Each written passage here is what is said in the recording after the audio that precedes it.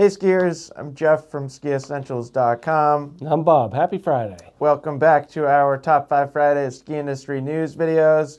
Didn't really have a Top 5 Fridays last week.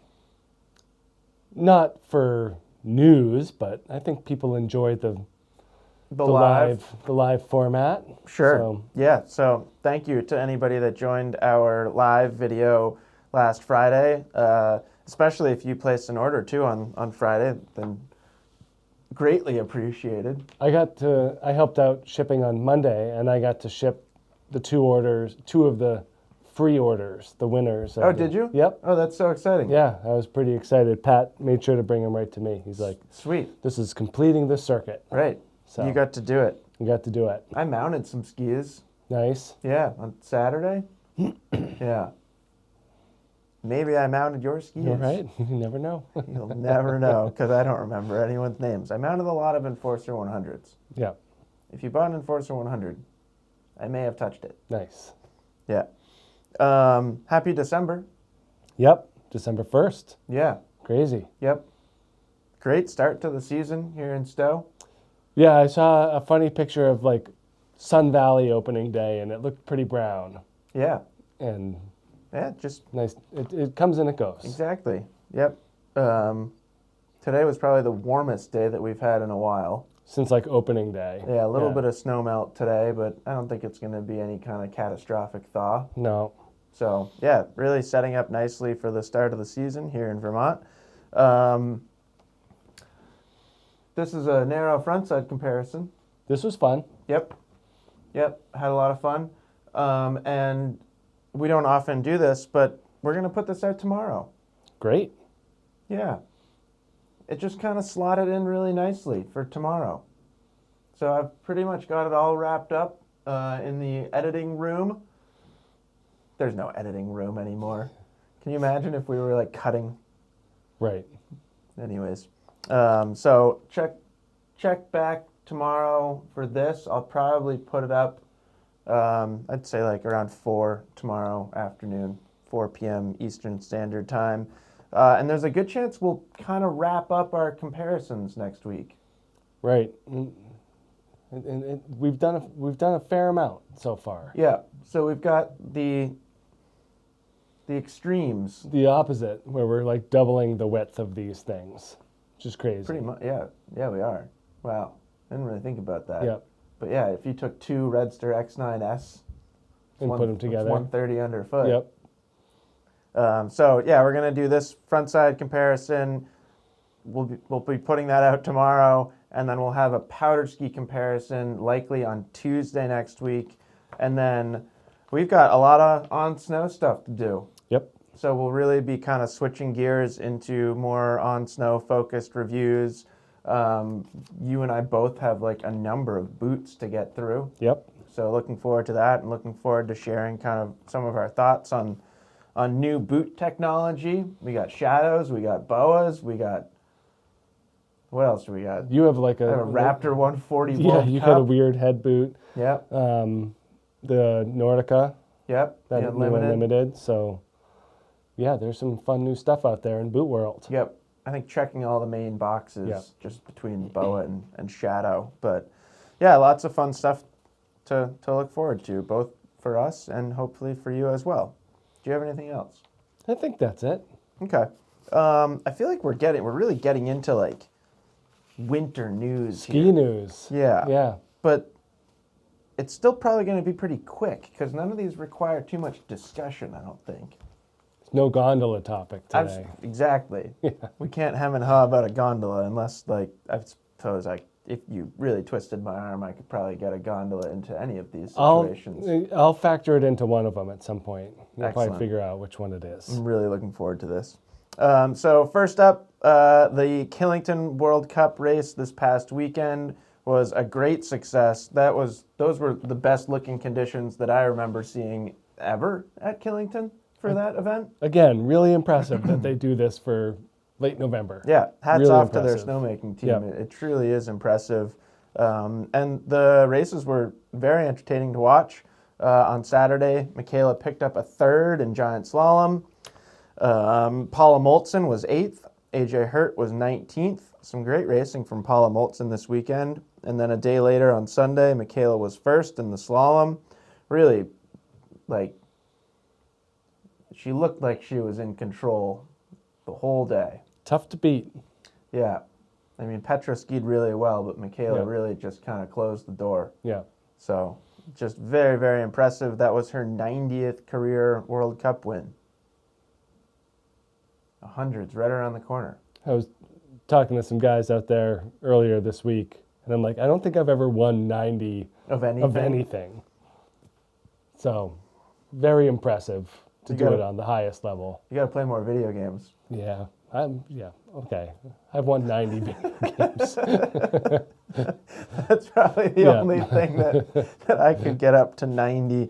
But yeah, that was really, really fun to watch. So kudos to the U.S. ski team. Kudos to Killington. I already can't wait for next year. Right? And then second topic of the week, this one will be real quick and kind of just follows along what we were just talking about. Introducing the Stifel Snow Show. So Stifel is now the title sponsor for the U.S. ski team.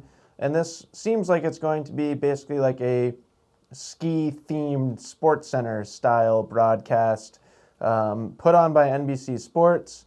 The first episode will be tomorrow on CNBC at 1:30 p.m. Eastern Standard Time. I even looked it up on my TV Guide app and confirmed. Not in a book? Nope, I don't get the book anymore. Do they make a TV Guide book? I don't know. I doubt it. Probably not. But it said 1:30. Yeah, so that'll be really cool. I still think we got a long way to go. For broadcasting. Yeah. Skiing. Yeah. I don't understand why they can't make it so much easier and more accessible. I don't either. It's kind of frustrating. Like Jesse Diggins had an incredible race, and like you couldn't watch it anywhere. Right. There have been multiple freestyle events so far, and like you can't. I watch wouldn't them know anywhere. Yeah. And we were like it's just so confusing. Like you have to have like an outside plus subscription. Right. But then there's like ski and snowboard .live or .tv or something, and I was like, oh, this looks promising. And then it's like $16 a month. Yeah. I just don't understand. Even for like people close to the events and in the industry, it's confusing. I can't imagine appealing to like someone who's even remotely like curious. Bob, we're supposed to be a source of information. I know. I can't figure it out. I have no idea how to watch the events from my favorite sport. Right. But you know what? I'm going to watch Tiger Woods play golf tomorrow. I mean, they seem to make golf a lot easier. There's a whole bunch of issues in the golf world right Yeah. now, and there's still plenty of golf to watch. Oh, wow. So, anyways, do you think you'll tune in at 1:30 tomorrow? Probably not, but it's nice to know it's there. I might try. All right. See what's what? We'll see what's going on. Yeah. Third topic of the week. This one's pretty exciting.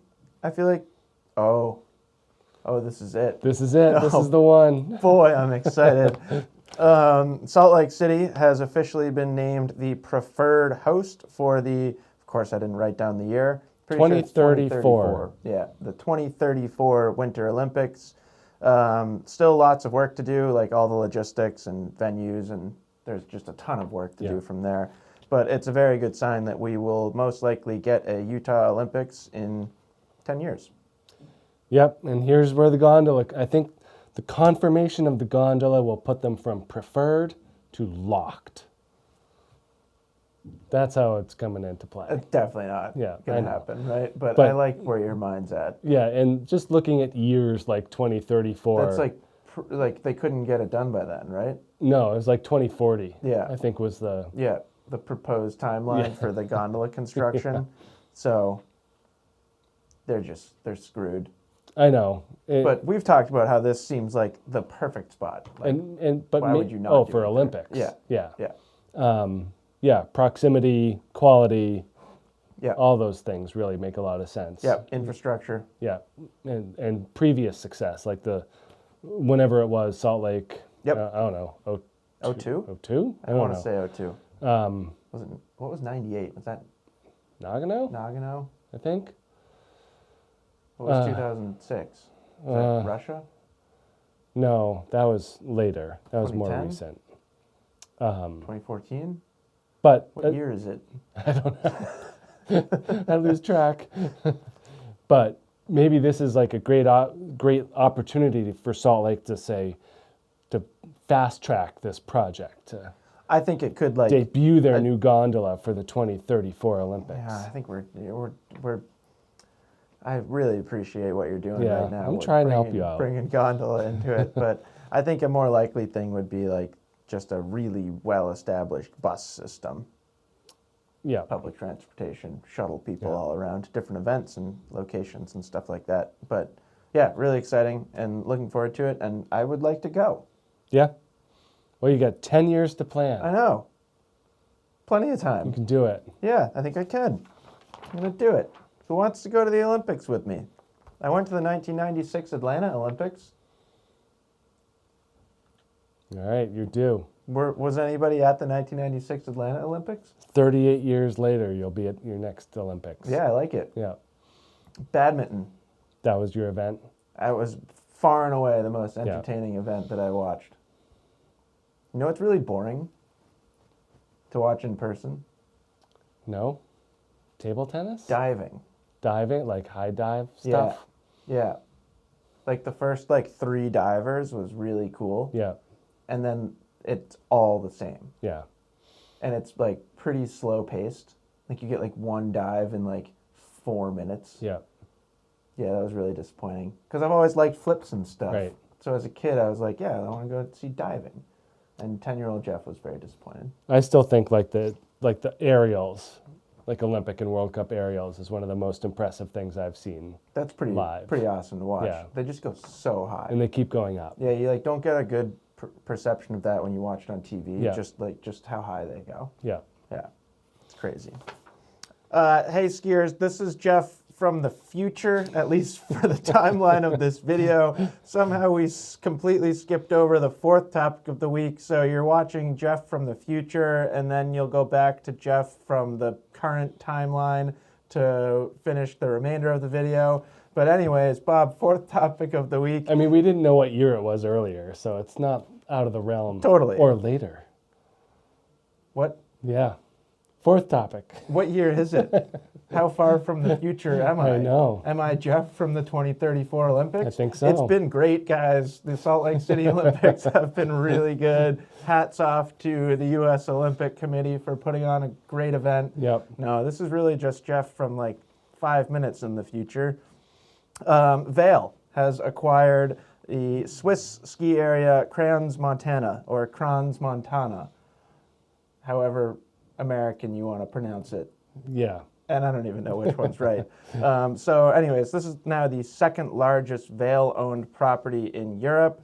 They get 3 million skier visits per year. To put that in perspective, if you've skied Stowe, we get about 475,000 skier visits a year. Like Vermont gets like just over what they get, like the whole state. Yeah. So it's big. Yeah, big operation. Big operation. Huge mountain. Vail just continues to spread their reach, their roots. They will be hosting the 2025 Mountain Bike World Championships. Sweet. Yeah, I thought so. And then the World Ski Championships in 2026. Yeah, I mean, big area, big venue, capable of holding these sweet events. Like, that's going to put more eyes on it. Yep. So, pretty cool. Or not cool, depending on your opinion of Vail Resorts. Right. I'm pretty indifferent on Vail Resorts. I think they bring benefits to the industry as a whole, and I think you can point fingers at things that you don't like about them, depending on who you are and what you like to do. Totally. So with that said, that was the 4th topic of the week, and now you can go back to past us. Bye. And then lastly, we have our edits of the week. Good week for edits. First up is Raw Roots Part 2 from Daniel Hanka. Super stylish skier, very, very fun to watch. And then this one, right in our backyard, Bob, kinda. Backyard adjacent. Yeah. I mean, New Hampshire is kind of Vermont's backyard. Right. Right? Or side yard. mean, it's a couple hours. Which is the front yard and which is the backyard? New Hampshire, New York, or Massachusetts? In Canada. Yeah, where are the Yeah. what are the yards? I don't know. Okay. Can people help us figure that out, do you think? Probably. There's some opinions. Yeah. How do I do a poll? Can I do a poll in the comment section? I feel like that Yeah. you probably can. I think New Hampshire is the front yard. I think because you're considering the ocean to be like Kind of. the limiter, Yeah. and the rest of the country's back. Yeah. Yeah. Yeah. Okay. Anyways, so we've got Blizzard's Return of the Turn series, and they head to Tuckerman's Ravine. Tuckerman's Ravine. I always get thrown off Yeah, I if don't there's an know. S at the end or I not. I don't think know. it's Tuckerman Ravine, but then people call it Tux, and gosh, I regret bringing this up at all because someone's going to poke fun at me It doesn't for matter. having grown up like Yeah. literally right next to it my entire life. And then we've got Magma 3 from Alex Hall and Hunter Hess. Bob, I watched this from start to finish last night. Nice. Worth a watch? It's fantastic. Cool. I mean, it helps if you're into like park skiing and that kind of stuff, but they are just two just incredible athletes. I actually saw a comment on Instagram recently that like someone thought what Alex Hall does on skis is like the closest thing to watching Candide on skis in like the early 2000s. Interesting. Of just like that Yeah. guy's doing something different. There's a gap. Yeah, Yeah. and I thought there was a lot of truth to that. And then we have Hankin Evolution from Solomon TV, which is a very well put together celebration of ski touring. Sweet. That's my best description of, All that, right. of that edit. So, yeah, that's it for this week's news.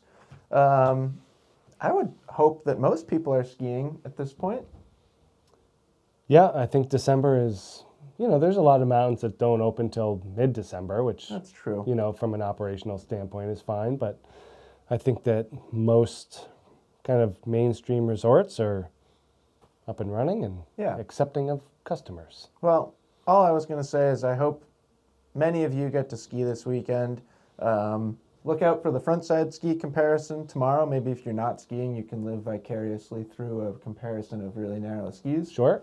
Look out for the powder comparison, shooting for Tuesday. Yep. And then who knows what the rest of the week will bring. I think we've got an Enforcer 94 on snow review that we just wrapped up filming this morning, which was really fun. That was great. Yeah, it skis super, super great, although my legs are tired. Yeah, I got to stretch. Yeah. I got to stretch this evening. I mean, if you're looking for a leg workout, Enforcer 94. Bless you. Great ski.